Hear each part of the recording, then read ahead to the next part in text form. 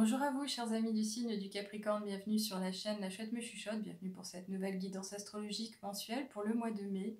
Donc nous continuons avec 4 oracles, dont 3 chouchous que vous connaissez déjà, et puis je repars avec l'oracle du chaman mystique parce qu'il a un message relativement puissant. On va commencer tout de suite avec la première carte qui est sortie pour vous. Donc c'est la carte 31 qui parle du monde inférieur. C'est assez particulier. Ça paraît tout sombre et angoissant, mais en fait c'est très beau. Allez regarder de plus près, vraiment c'est magnifique. Alors ce monde inférieur finalement il représente tout ce qui est enfui ou caché sous terre. Ça paraît assez pratique à dire, mais c'est bizarrement un appel du passé finalement et de vos ancêtres. Il semble que vous n'avez de nature pas trop envie de vous pencher ou parler de vos expériences antérieures, et pourtant en faisant un travail de conscience sur vos mémoires, vous pourriez justement en ressortir grandi. Et c'est vraiment ce qu'on vous invite à faire ici. Donc arrêtez de vous dévaloriser et de vous suradapter, adapter autant de fois que possible par rapport à ce que vous pensez être les attentes des autres. Prenez le temps de repenser ce que vous avez vécu, les leçons que vous avez apprises, et en comprendre les bienfaits et accepter toutes ces étapes dans leur entièreté. C'est ce qui fait finalement votre personne, ce que vous avez vécu a fait vos forces.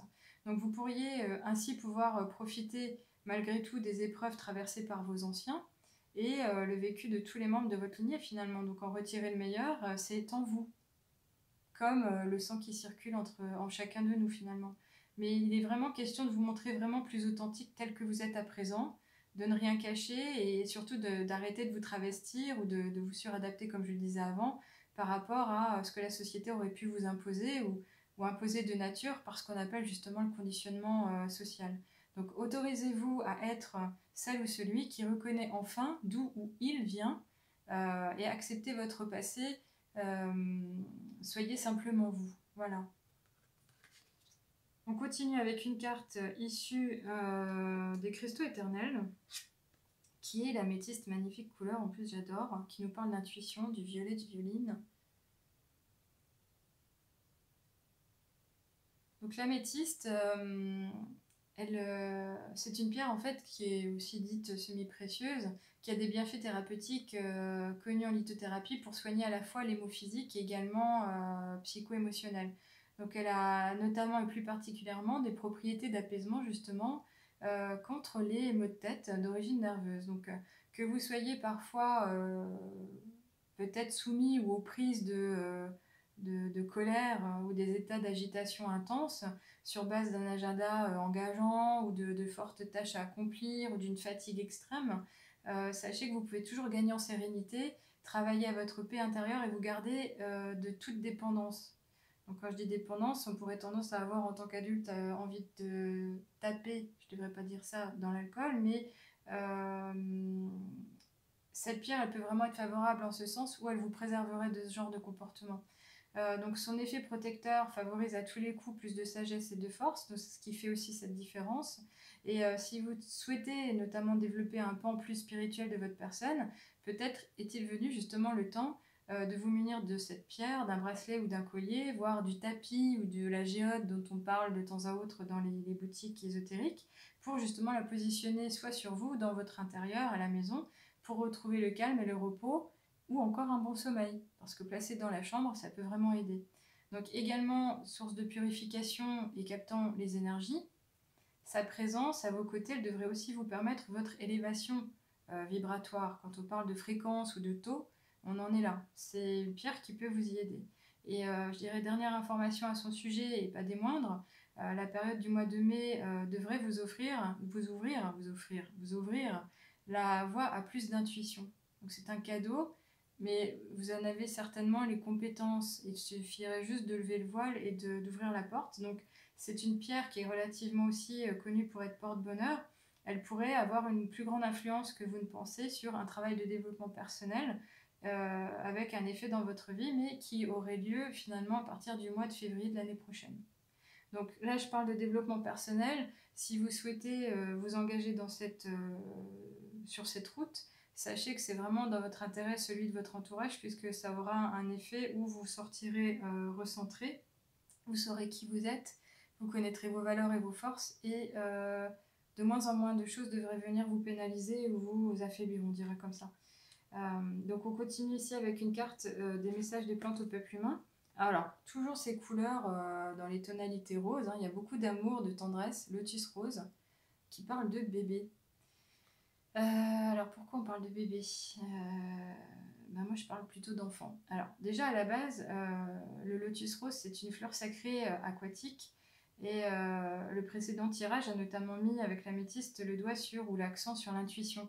Cette plante, elle vous confirme justement la reconnexion de tout votre être. Donc c'est comme s'il s'agissait pour vous de penser des blessures du passé, de gagner en sécurité et sérénité, pour vous ancrer plus à la terre, comme on pourrait dire les profondes racines du lotus. Donc il est encore question ici, je pense, d'apaisement, de douceur, de réconfort, d'aller chercher de la tendresse, de l'amour, de l'amitié, du soutien, des câlins, des échanges vraiment liés à tout ce qui est affectif, on va dire. Donc ralentissez votre rythme si possible, offrez-vous des moments de silence, de paix intérieure, comme par la méditation si vous connaissez. Revenez peut-être à plus d'insouciance si c'est possible, avec des enfants, vos enfants si vous êtes parents. Dorlotez-vous aussi, pensez à l'enfant intérieur qui sommeille en vous, câlinez-vous, prenez soin de vous. Et finalement, cette plante, elle nous dit aussi que on vous offre finalement en quelque sorte comme une renaissance, comme une réunification de toutes les parties de votre corps dans la pureté de l'être et l'éveil des sens. Et pourquoi je dis ça? Parce que cette carte, elle entend vraiment le fait de vous permettre une belle unification, et je pense que la période est bonne. On est au printemps, on est dans une période de floraison, de préparation, de semis, de graines. Mais ici, la dimension spirituelle, elle est vraiment bien présente. Et en plus, cette plante, finalement, c'est le lotus rose. C'est la plante suprême du Bouddha, en fait. Donc, je dirais que la voie de la clarté devrait vous être offerte, et pour plus de joie de vivre, en fait, à partir de mai et l'après-mai, donc le mois de juin, certainement. Donc, une question de joie de vivre. On finit ici avec une dernière carte des murmures de la nature. Alors, on parle de pause avec le chiffre 4.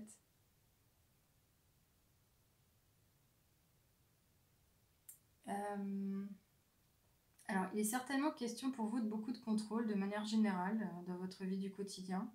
À défaut de vous aérer et de vous retrouver parfois seul à ne rien faire, est-ce que ça déjà vous l'autorisez? Vous semblez ne jamais arrêter, vous avez peut-être l'habitude de planifier plutôt que de laisser venir à vous l'imprévu, comme des nouvelles occasions que vous offrirait la vie. Il est vraiment temps, je pense, de lâcher prise, de repenser à votre façon de faire et d'être, de vous recentrer, d'arrêter de tout vouloir régenter, et puis d'accepter que les choses ne sont pas, ou elles n'ont pas forcément un temps imparti pour se réaliser. C'est pas vite, c'est maintenant ou jamais. Non, c'est maintenant et peut-être après, mais donnez-vous du temps. On est tous des humains, hein, je veux dire. C'est pas simple, hein, j'avoue, mais en disant cela, je vous dis qu'aucune lutte ne devrait avoir lieu pour obtenir ce que l'on souhaite à tout prix. Donc, à défaut d'y perdre beaucoup, comme beaucoup d'énergie, notamment vitale. Donc, il est vraiment bon et juste parfois de se laisser aussi tenter par une nouvelle approche et obtenir des résultats tout aussi satisfaisants, et ne pas aller se cogner la tête contre le mur parce qu'on veut défoncer la porte et ouvrir cette voie. Donc, plutôt attendre que le vent tourne et que justement on puisse reprendre les activités, mais sereinement et entièrement, on va dire ça comme ça.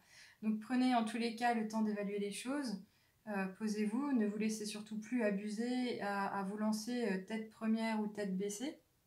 Arrêtez ce comportement, cette attitude si c'est bien le cas. Et puis je vais vous laisser ici finalement avec cette dernière interprétation. Je vous souhaite une vraie belle inspiration à venir, hein. Donc il y a un travail à effectuer sur vous-même. Ici il y a une connexion avec des choses enfuies à remonter.